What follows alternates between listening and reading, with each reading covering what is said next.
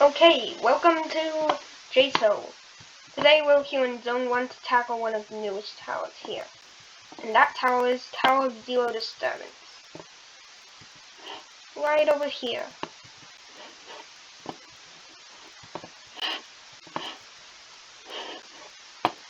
Welcome to the easiest tower in Zone 1. The tower contains some complex mechanics, so I hope you've beaten Toast in 1-1. Or if you've seen one of the previous JSO videos, your work test, you would probably know that I have already beaten Toast. I think around 6 times already.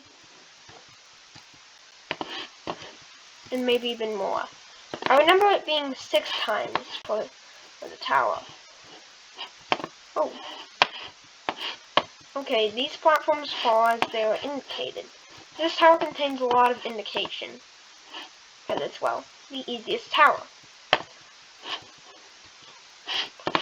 This tower is quite similar to a Wing 2 tower known as Tower of Phone Snapping. Well, it's similar in a way that it's classic while being modern, while being classic while being modern. Which makes it a pretty weird tower. And also, you can tell that both towers are made by the same builder, by the style of gameplay. Most of these are what I nickname pseudo-purist gameplay.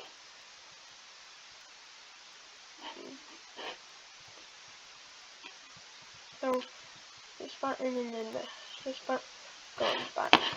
Okay, well, we just got past that confusing section. I think we're on 3. I'm pretty sure this tower will contain a few outside sections. Now we've reached these weird spinning platforms. Make sure to time it precisely. Oh, and that is Wobbly Boy.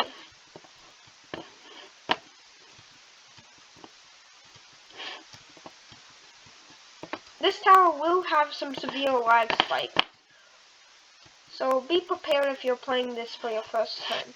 Okay then, this is an outside section. This short outside section is forgiving, so don't worry. Again, something else that references TOPS, because this seems like the final outside section of TOPS. Welcome to the first safety net. There's another one after floor 6. I'm pretty sure we're on floor 4, so I think every 4 or 2 floors from here, there's going to be another safety net. And floor 10 does contain a safety net. Well, it contains a safety net for the final outside. Nothing else. Do not worry about falling inside from here. You will be caught on a safety net. And I think every single outside equals a new safety net. So, whenever there's a big one, that means that it's a Wobbly Boy. That's coming by the other part over here. Okay. This mechanic's kinda confusing. You're actually meant to lower that. I would have never understood that. This tower does have pretty bad indication.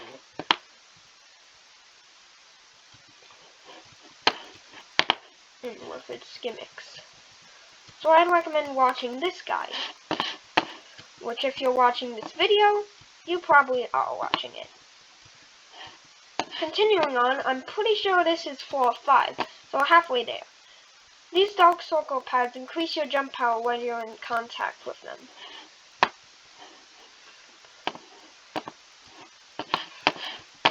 This mechanic is going to be used in a later tower, further here. And that tower is known as Tower of Conflicting Frontiers, which is going to be arriving in Zone 6. To time your jump here, I'd recommend just spamming jump until it arrives. Okay then, here's a bouncy boy, and then it leads to this section.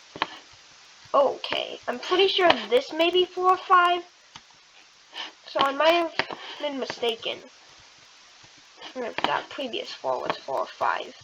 And hey, we're nearing the 5-minute mark. Here's another balloon section.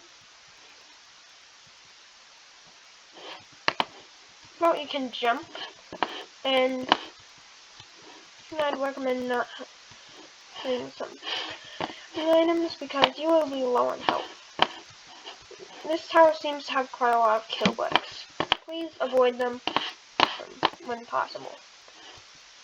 This outside section has these bouncy sections. Wait, what? This one is way too long.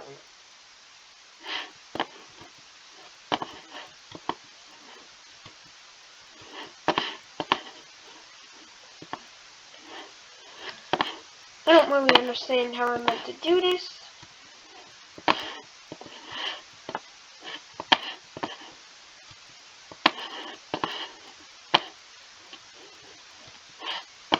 I think we might have to backtrack to get something like a button.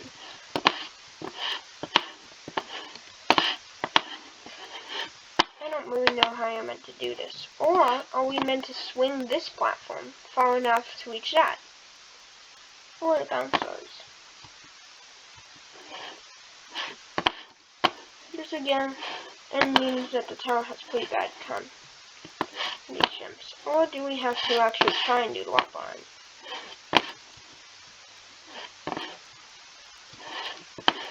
Into your final safety net, though.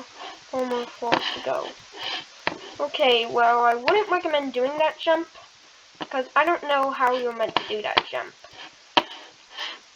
The transparent walls over there. There's some more parts.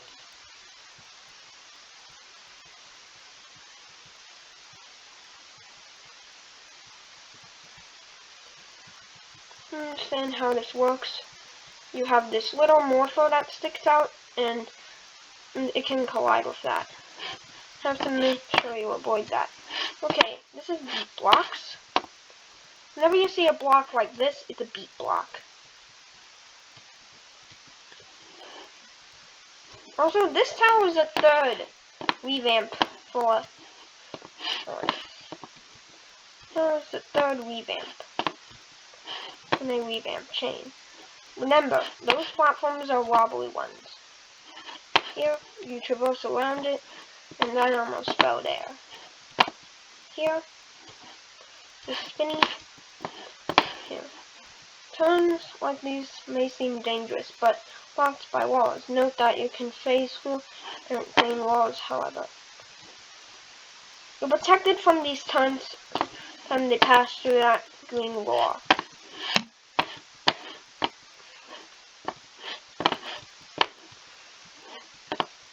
Again, another one of these green walls. Just avoid the turn when possible. And now we must jump down. This part may seem a bit confusing, but it's actually a button.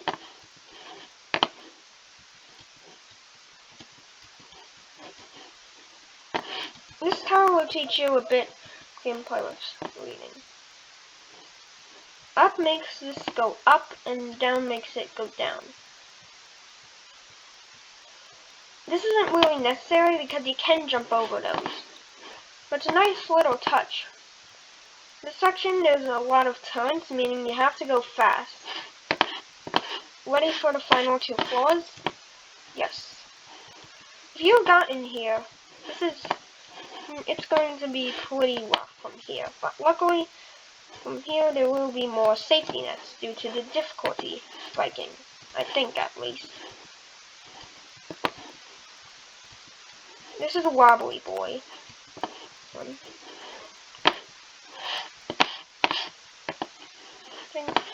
But it's again another one of the checkmark things. Where whenever you press one button, something will activate. Another button that will activate. It's a pretty neat mechanic that I like they added. Okay, then that thing beats you, so beware of that. I'm not sure if this is the final outside or not, but I think it is. 410 is an entire outside section. This may be the beginning of it. Okay then, if you remember from before, this is an invisible platform, but it will rotate by that spinny thing. Welcome to 410 Outside. If you've played TOPS before this may give you some TOPS vibes, because both towers are made by the same creator. This section, just avoid until you reach that button, and then you can continue progressing from there. Now, if you ride this platform, you are to reach this spinning. Ride it until you reach the end. This one is a lot of speeding conveyors. This box will defend you from them. And then you can reach this one, which leads you to another part of the floor 10 outside.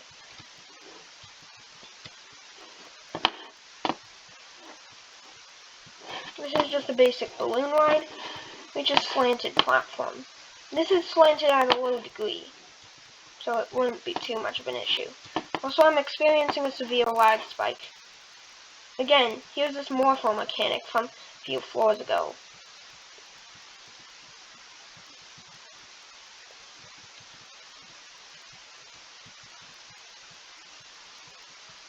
This section I'd recommend just going straight forward. Okay then, now that we've got that section done, I think it's just a few more jumps to the end of the tower. This combines two of the mechanics seen through this tower to one. And from there, we have the wind pad. This is a pretty good tower, nonetheless. It's the most modern, along with DMH. And that's basically it. And it's also pretty easy. So yeah. Bye. No.